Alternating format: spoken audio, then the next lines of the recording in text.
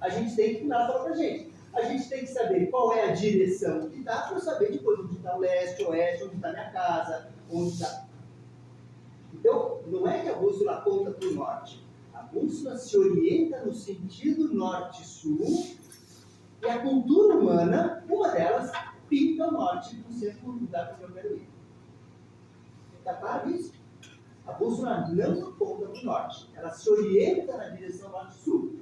E aí, um determinado grupo humano decidiu pintar o norte, que é a casa deles. Mais uma coisa do século XVI. Quando a gente fazia festa em casa e não tinha Google Maps, a gente falou, gente, então, sábado que vem, vamos fazer uma pizza em casa, cada um vai se ver, vamos. Sabe onde é que você mora? Peraí, deixa eu fazer um mapinha. Não sei se algumas pessoas pegaram isso, né? Você pega uma folhinha de papel e faz um mapinha. Você vai colocar a tua casa no canto da folha ou no centro da folha? Você vai colocar no centro para mostrar como é que você chega na tua casa. A coisa mais importante daquele mapa é a tua casa. É a mesma coisa com os mapas. Eles desenharam o centro deles como mais importante, que é o que o Leandro falou. Quando a gente olha para o mapa mundo, é a Europa que está no centro. Ué, mas quem disse que a Europa está no centro? Eu viajei para o Japão, fui dar aula lá no Japão, etc. Peguei o mapa lá. O mapa do Japão é o Japão que está no centro. Claro, cada um coloca a sua casa no centro. Então, quando decide pintar o norte, não é que a bússola aponta para o norte, mas ela se orienta num sentido. Então, a gente podia pensar em não nortear a nossa vida, mas sumear a nossa vida. Ou seja, pegar referências nossas. Como é que é o melhor jeito da gente se vestir? Qual é o melhor jeito da gente matar sede? Qual é o melhor jeito da gente se alimentar? Eu vou adiantar um negócio lá para frente, que eu vou falar de horta, né? E aí, vocês já ouviram falar nas punks? Já. O que são as punks? Ali, no movimento punk, mas o que são as punks? Plantas alimentícias não convencionais. De novo, voltando para as convenções. Norte, sul, né, certo, errado. São plantas alimentícias não convencionais. Quer dizer, não está no norte, não está na convenção, não está na colonização da nossa cabeça. Alface é planta alimentícia não convencional? O tomatinho cereja, tomatinho pera, não. Tudo que tem no mercado é convencional. O não convencional é o que não está no mercado. Tem sentido o que eu estou falando? Tudo que sai daquilo que é dinheiro, que é comércio, que vai enriquecer o pão de açúcar, o oba, o S, etc., é não convencional. E aí não vai estar nas prateleiras. Onde que estão as plantas alimentícias não convencionais? Nas casas, na rua. Agora, e no olhar? Está no olhar de quem? De quem conhece. Dos nossos avós, nossos tios, vizinhos. Quando eu morava lá no sul de Minas, eu comia taioba. Pô, tem taioba lá, você não come, é verdade. Como é que taioba? Eu comia betroega, eu comia peixinho, eu comia ora pronobis. Aí peixinho dá um trabalho danado de parar folha por folha, mas é gostoso. Azedinha, serralha, eu escuto tudo. Tudo que é dito eu escuto. Serralha, essas plantas aqui são plantas alimentícias não convencionais. E o que me interessa aí é discutir por que elas são não convencionais. Porque não tem nenhuma empresa nenhuma disso. Porque quem ganha com essas plantas é a cultura nossa. É a valorização do saber das pessoas. Essas pessoas aqui, que, olha só, ela olha para o matinho e sabe o que é alimentício e o que não é alimentício. Ela fez agronomia? Não. Ela é uma pessoa que tem cultura. E a gente costuma dizer que essas pessoas não têm cultura, né? Azilda? Cadê? Diga, Azilda. Conhece todas as plantas. Você conhece?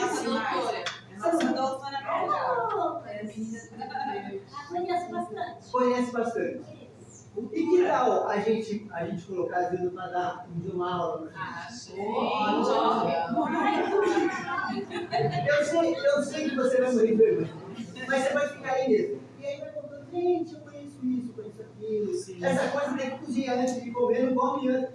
Você não é isso? Ele se consulta com ela. Então,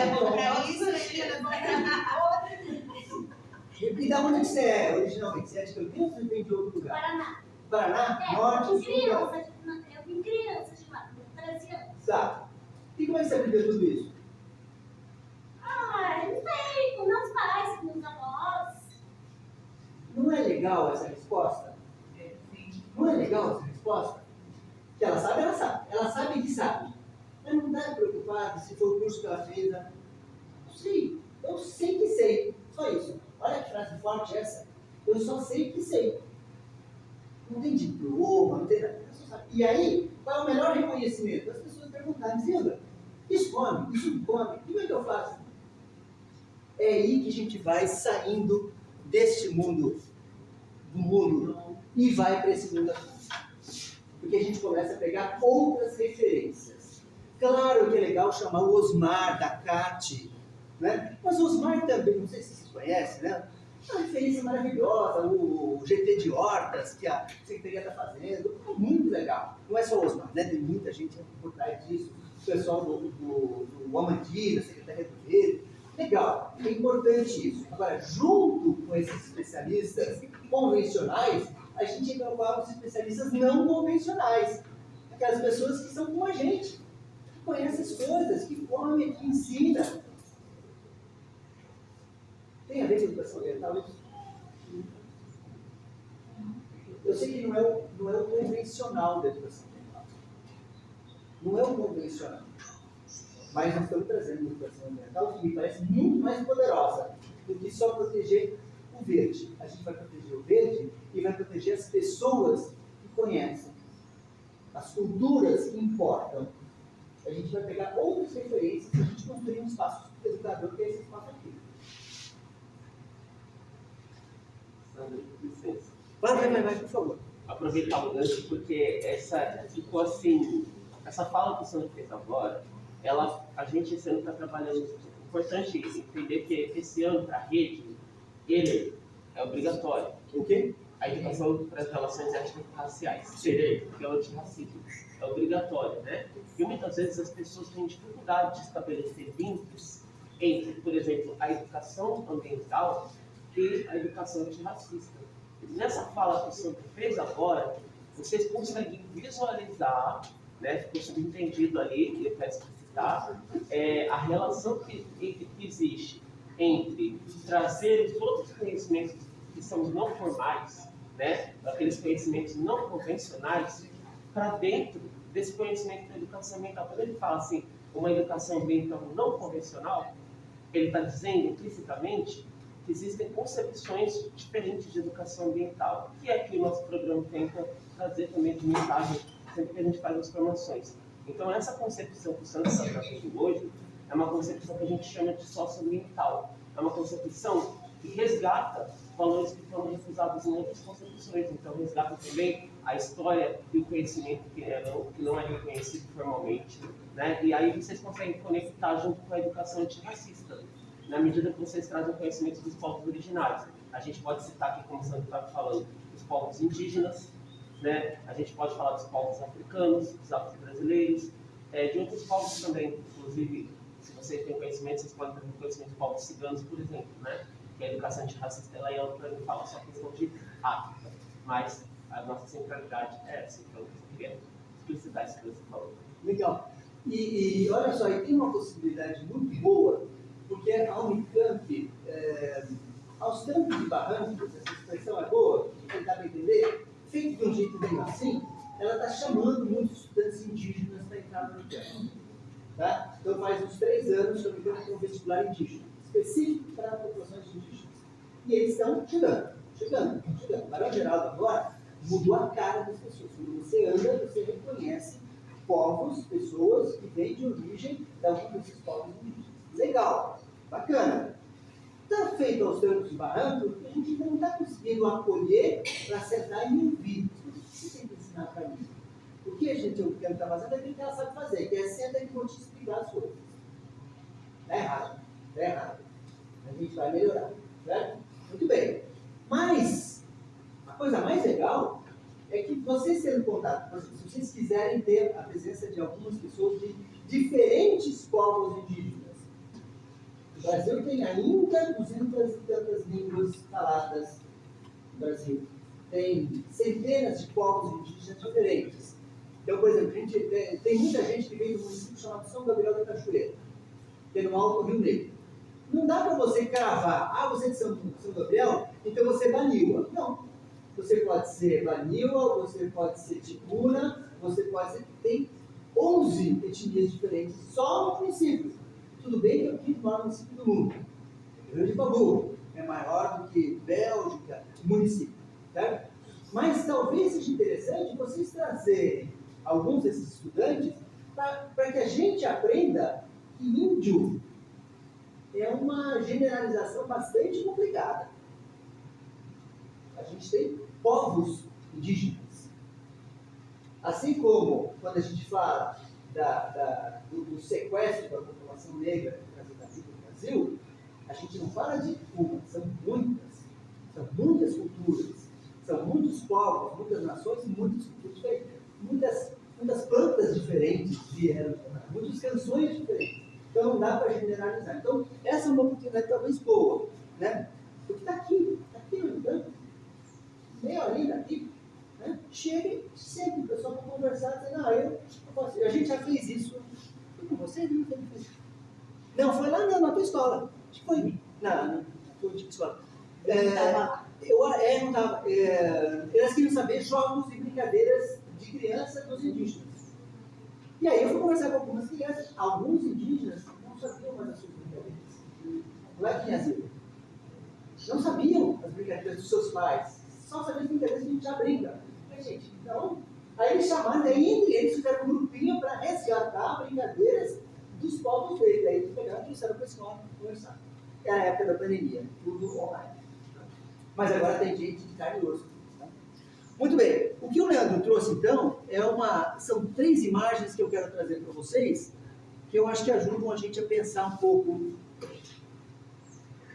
das coisas. Então, está aqui uma cena, infelizmente, bastante comum nas tais cidades desenvolvidas. Tá? Onde todo mundo corre porque quer ir para uma cidade, né? Todo mundo quer ir para a cidade. É isso. Tá? Muito bem. Aí a minha pergunta é, o que está degradado? O que está errado? O que não se sustenta nisso aqui? Vamos lá. O que vocês mudariam? O que está errado? O que vocês não gostam de ver aqui? Vocês acham que isso é possível? Vai lá. Quantidade de carros? Quantidade de carros. Tá. Mas os carros são todos iguais aí? Não. Tem 2 categorias aí de veículos. Tem públicos e privados. Estranhamente, tem mais privados do que públicos. Podia ter mais público que privado.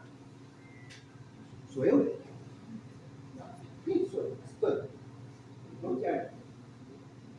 Tem mais público, tem mais privado do que público. Seria legal que tivesse mais transporte público do que privado. Mas, tipo o sistema de transporte público de Campinas? Não. Na verdade, nem é público, é coletivo, né? E aí, transporte Ganha-se muita grana em cima do transporte de pessoas aqui nesse país. Aliás, nessa cidade. Aliás, ganha-se muita grana, eu descobri isso semana passada, que o Delta está fechado, né? O aterro sanitário público que a gente tinha, está fechado. Por quê? Lotou. O que Campinas está fazendo? Pagando milhões por mês para pegar o lixo das nossas casas e entregar para uma empresa que está ganhando milhões na economia. Que chamava Este e agora chama Horizon. Tá? É uma empresa que está ganhando dinheiro sobre o nosso lixo. Fecha parênteses, leva para casa para pensar. Tá? Muito bem. Então a gente tem uma questão aqui de transporte de pessoas. Muito bem. Eu posso me perguntar, por que essas pessoas precisam se transportar tanto? Por que elas não podem trabalhar onde elas moram? Por que elas não podem estudar onde elas moram? Por que elas não podem cuidar da saúde onde elas moram? Por que tem que tocar tanto? É questão de planejamento. O impacto é ambiental. Mas o problema é ambiental? Não, é problema de planejamento. Eu posso olhar aqui e ver que, fora essas linhas aqui, falta vegetação. Ou ela está concentrada. O problema é esse. Eu posso olhar aqui e ver esse rio. Isso não é rio. É um canal. Provavelmente esgoto. Mas é um canal. Principalmente se essa foto do Rio de Janeiro, tem que falar, minha amiga aqui, ó, chegando no Rio de Janeiro, essa visão que você tem, não é um ponto maravilhoso, não. Eu fui várias vezes pro Rio de carro, você chega lá no Rio, é essa visão que você tem. Rio de Janeiro é isso. A chegada no Rio é A isso. chegada no Rio é Dependendo do horário, nem se mora. Parece aí. Certo? Aí ainda é pior.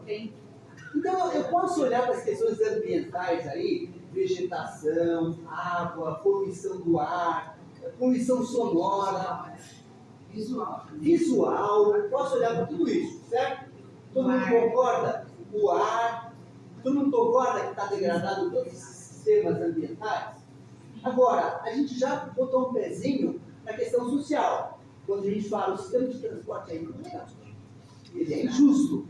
Além dele ser custoso, ele beneficia alguns e outros não. Porque algumas pessoas talvez não tenham que estar aqui neste horário. Porque podem determinar a hora que vai para o trabalho.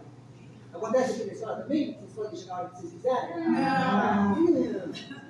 Mas algumas pessoas podem. Não aqui na escola, na sociedade. Né? Alguns trabalhos, meu Deus do céu. Desculpa, Silvio. Eu sei que eu perguntas muito precisas, para não levantar a poeira. Bem, agora eu posso imaginar que tem pessoas que nem usam roda para ir para o trabalho, que usam hélices. Se vocês chegarem lá pelas 9, 9h30, lá na Avenida Paulista, em São Paulo, vocês vão ver um fluxo de helicópteros. E a gente vai trabalhar. Não vai fazer turismo para ver, que legal São Paulo. Vai trabalhar. Então, olha só, eu posso tentar imaginar qual é a cor da pele das pessoas que estão dentro desses veículos? Será que tem diferença de cor de pele entre quem está no serviço coletivo e quem está no serviço privado? Eu posso ter mais pessoas negras andando em ônibus do que gente andando em carro privado? Provável. Provável. Eu não sei nem que cidade que é essa, tá? Mas é provável. Então, olha só, junto com as degradações do meio ambiente, a gente está vendo degradações sociais, hierarquias entre pessoas, problemas de urbanização, de organização do espaço. Por que eu tenho que atravessar a cidade para trabalhar? Não dá para o Estado pensar uma forma de eu trabalhar e desenvolver aquilo que eu sou próximo da minha casa? Ou só privilegiado para fazer isso? Olha como essas coisas estão amarradas.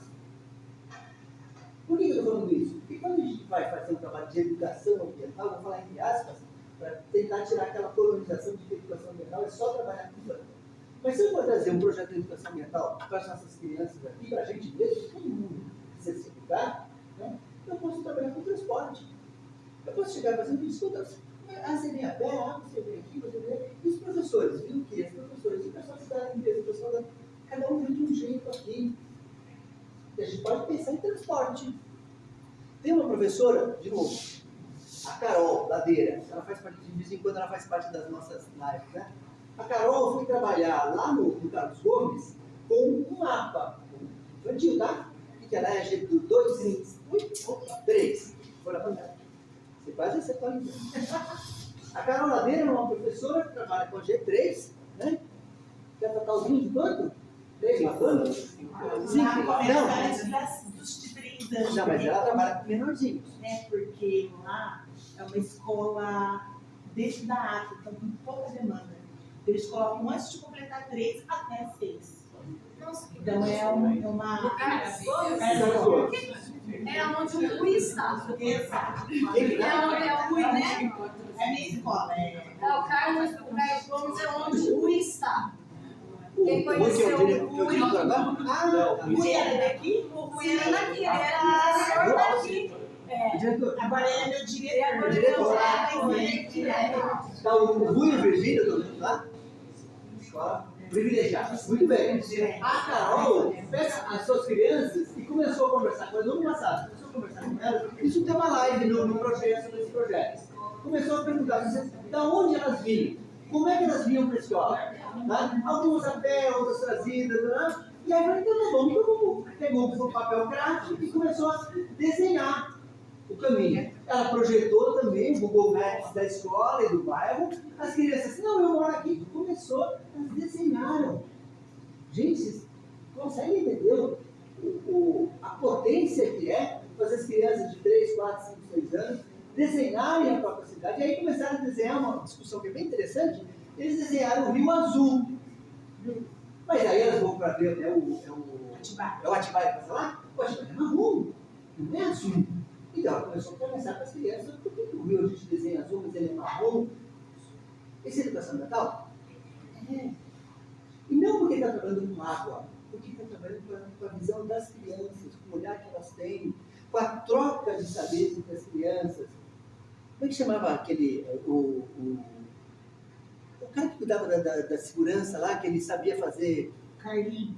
O seu Carlinhos? É. Que ele sabia fazer taipa, podia fazer barro para fazer casinha, porque a Carol queria fazer uma casinha de barro, que algumas casas lá ainda são assim, então eu queria fazer. Aí o seu Carlinhos, não, eu sei, é a terra do piseiro, do papai Natal. Eu não sei fazer isso, o seu Carlinhos sabe. Né? Lá naquela escola, que as duas moças que trabalham na alimentação, elas orientaram as professoras e as crianças no canteiro que elas queriam fazer, de ervas. As outras professoras falaram, não, mas olha, se vocês plantarem tal coisa, é melhor para mim, porque assim eu começo a cozinhar as coisas que vocês plantam. E elas também falaram, mas eu tenho horta em casa. Então elas ajudaram as professoras a pensar como organizar aquela horta, que é um canteiro, né? É um canteiro de ervas.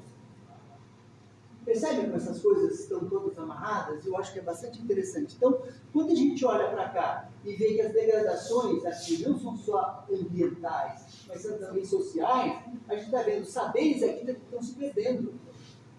Tem gente aqui que sabe muito e perde 2 horas por dia de ida e de volta no trânsito. E são saberes importantíssimos que estão perdidos aí no trânsito. Olha as perdas que nós temos, não são só perdas de ambiente. É perda de cultura, é perda de ânimo das pessoas. Né?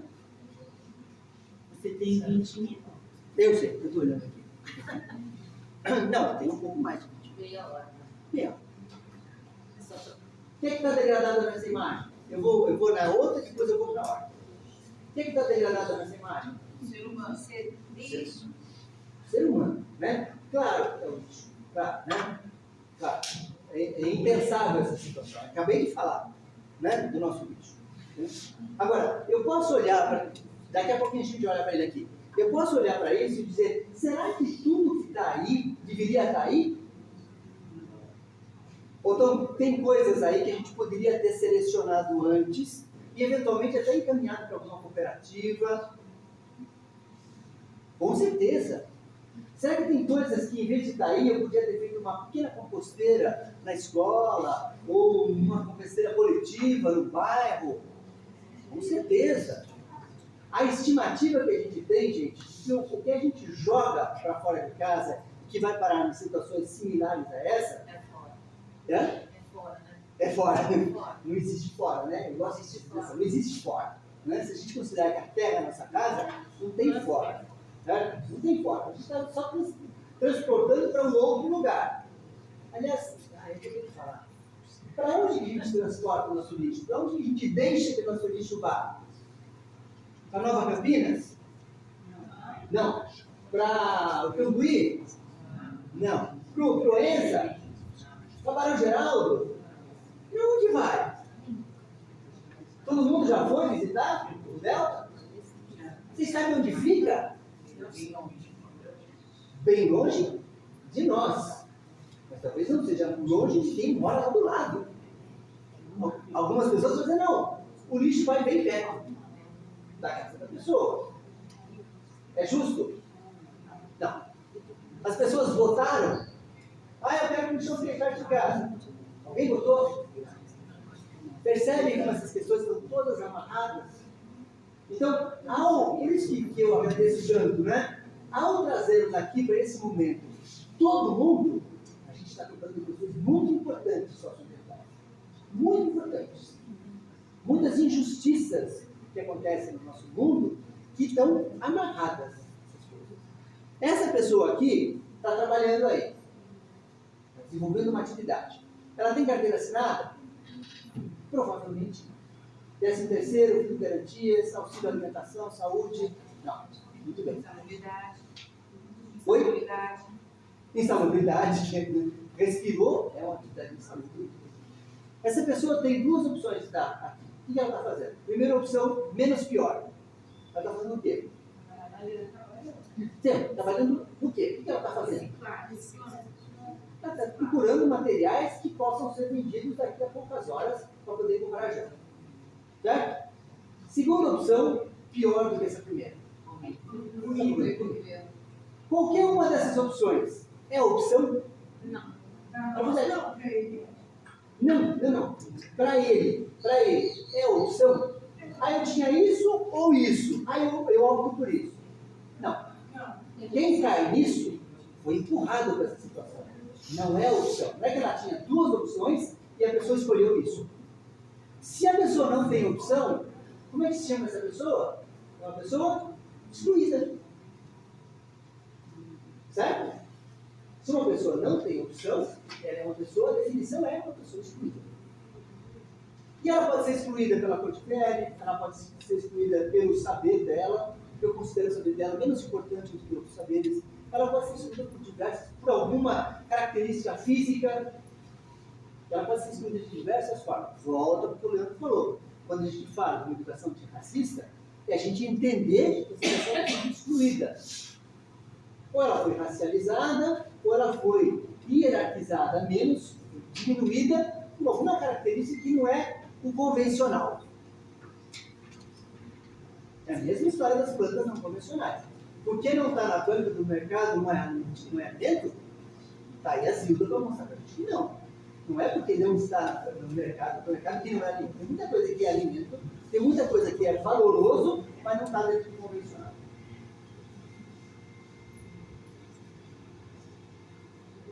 Eu vou fazer essa pergunta 1000 vezes. É educação ambiental? Sim. Mas é uma pergunta que talvez seja um pouco mais difícil de pensar.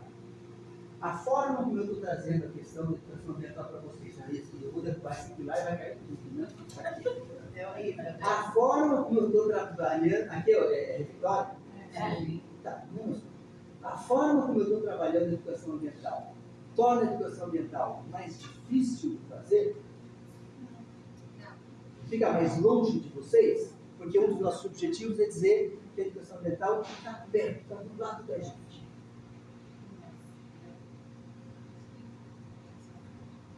Sabe o que eu vejo? Ao olhar para as questões ambientais e ver elas de modo complexo, quer dizer, uma questão ambiental está ligada com muitas outras coisas, com a economia, com a cultura, com os preconceitos, com as valorizações, com a ideia de desenvolvimento. Quando eu olho para a questão ambiental e vejo tudo isso, pode dar um susto. Ai, meu Deus do céu, quanta coisa eu tenho que saber.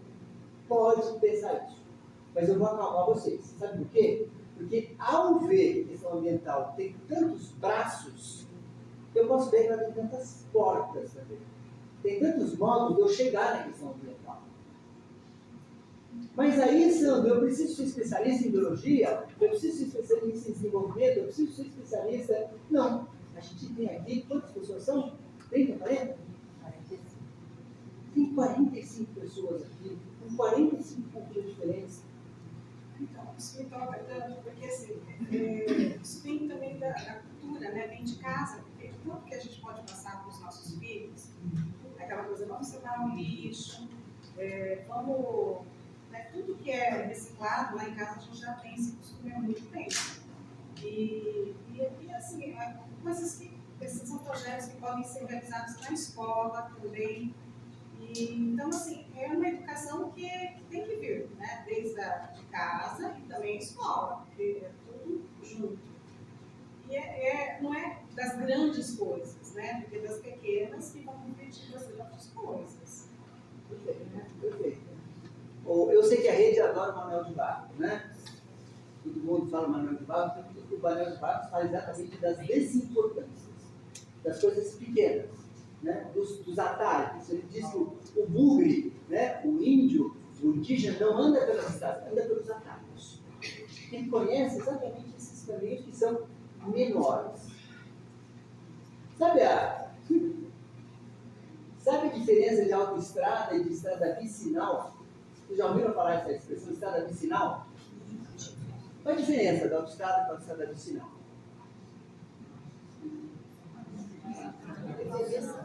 Passa pelas fazendas, pelas casas. Essa palavra vicinal eu gosto muito, que vem do latim, do italiano, que é, ou até do espanhol, que é vicino. Vicino em italiano é vizinho, e vicino quer dizer perto. Vicino, lontano. Está perto, está longe. A estrada vicinal é aquela que passa perto. Perto do quê? Das fazendas, daquele sítiozinho que vende fruta na beira da estrada, aquele queijo de nozinho que a gente. Aquele sítiozinho, aquele tiozinho, ou aquelas plantas que, né, a Zilda sabe o que é. Essas são as estradas vicinais. A educação devia ser uma estrada vicinal. Devia ser um processo, né, um caminho que a gente faz junto e a gente faz as pequenas coisas, que são as importâncias nossas. Só que muita gente acha que educação é autoestrada. Autoestrada é uma estrada para auto, para carro, não é para gente. Você passa na autoestrada e fala, nossa, que sítio legal, já foi. Não consegui nem ver qual é o nome do sítio, deixa eu ver no Google, não dá. Que você tem que dar pelo menos 80 por hora. Não é uma estrada para a gente estar perto, é uma estrada para estar longe. A estrada, a autoestrada só interessa o começo e o fim. Não interessa o caminho. A estrada vicinal interessa o caminho. E a educação é isso. A educação é uma estrada vicinal, não é uma autoestrada. Mas muita gente enfia na nossa cabeça, você tem que pensar lá na frente. Não. Deixa, chega. Lá na frente, chega. A gente tem que olhar aqui. Eu acho que essa comparação é bacana. Eu faço essa comparação com os meus alunos.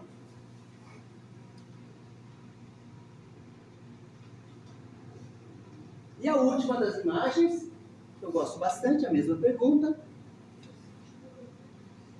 Parece que eu estou me repetindo, tá? Eu estou me repetindo mesmo. Por quê? Porque eu estou trazendo um pensamento que eu sei que não é o colonizado, não é o normal. A gente está normalmente com outras ideias. Muito bem. O que é que está degradado nessa imagem? O que é insustentável nessa imagem? O que está ruim nessa imagem? Como é que é? Uma plantação, sim, qualquer coisa. Grandona, não tem assim, aquelas pequenas culturas. Uma coisa meio que industrializada. Muito bem. Uma maquinona lá. Aliás, a expressão é agroindústria, né? Agroindústria. Parece uma grande fábrica. Né? Não tem prensa, caldeira, mas é uma fábrica. A lógica é da fábrica. Né? E o que não tem, você falou? Não tem pessoas trabalhando, não tem pequenas para se sustentar.